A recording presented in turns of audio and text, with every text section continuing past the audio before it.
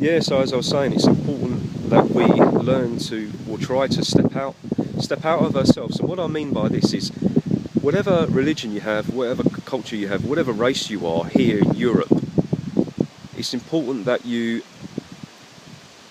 stop for a moment, stop polarizing yourself. If you're a Muslim man and if you're not being radicalized,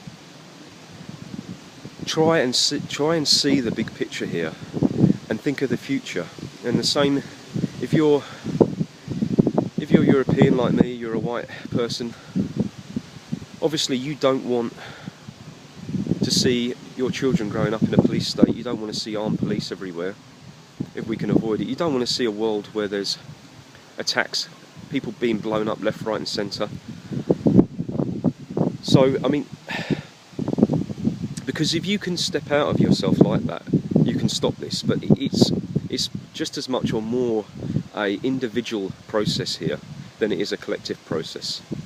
Because what we have to understand is, and you can't deny this, people are tribal. That's just totally natural. And I think that tribalism connects to racism. In a way, racism is about preserving your own race, making sure that your race is successful. Because when you look at race and tribes and cultures and identities, you can almost see collectively that is a actual form of consciousness. It's a mind of its own. And so you can see this with Christianity and Islam.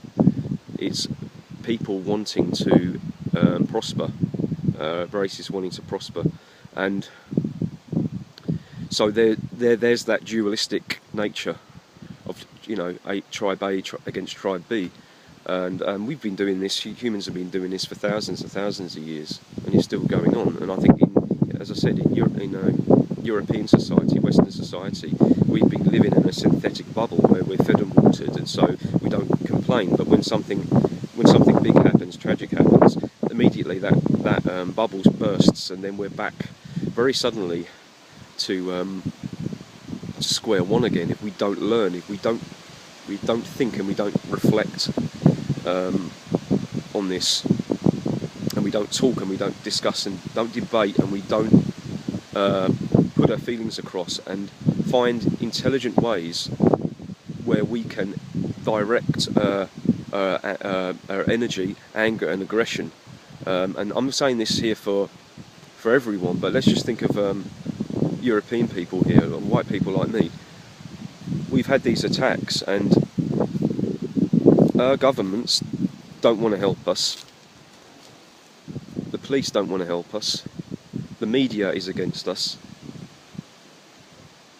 It's like we've got nowhere else to run. I mean, think how those poor families feel by those attacks on London Bridge and in Manchester. My God, just think for a moment. You get up, you have a job, you can, you know, support, you contribute to your society, and then everything that you've worked for, everything that you love, is taken from you in a second by a person that hates you for being white, that hates you for being European, that hates you for being a Christian or an atheist.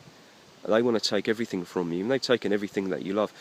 So, in a way, those poor people, I mean, it's so easy for radicalised white people to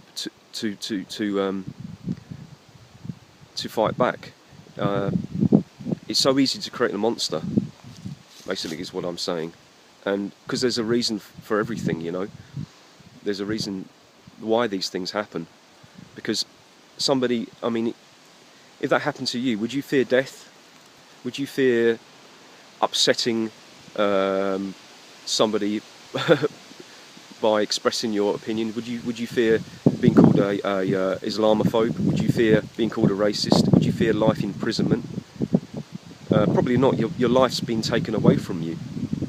So it's so easy for you to, well, in a way, you could become fearless, and you can say, an eye for an eye, a tooth for a tooth. You've taken everything from me.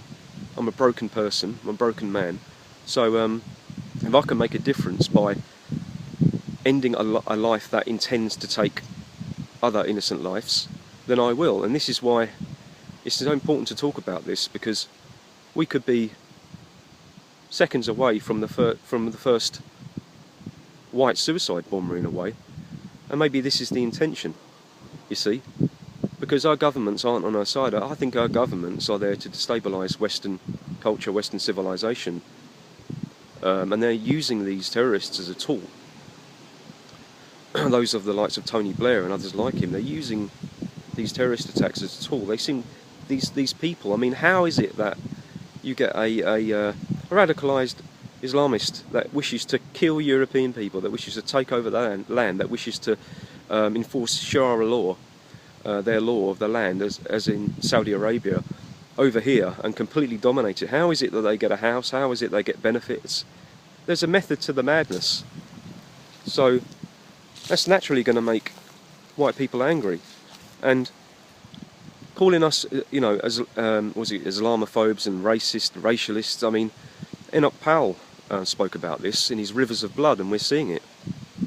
And it's very important that we have a vent to our anger and a vent to our frustration, a direction where we can project ourselves outward and speak our truth, and also have some kind of plan, some kind of organisation where we can physically make a difference, where we can actually see results, where we can physically steer Western civilization in the direction that we want it. And that it's got to be a way that bypasses governments. You know, voting for the left and the right is really probably a lost cause in my opinion.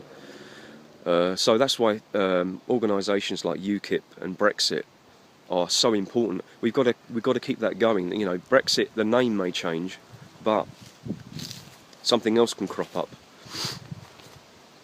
We've got to have that so that we can feel somehow that we are still, to a degree, in charge. So that we don't end up playing the same game as these terrorists, basically. That's very, very important. So my heart goes out to the people that lost their lives in the Manchester attack and the London Bridge attack, and my heart goes out to these Muslim people. One of them was killed there, and that's very unfortunate as well.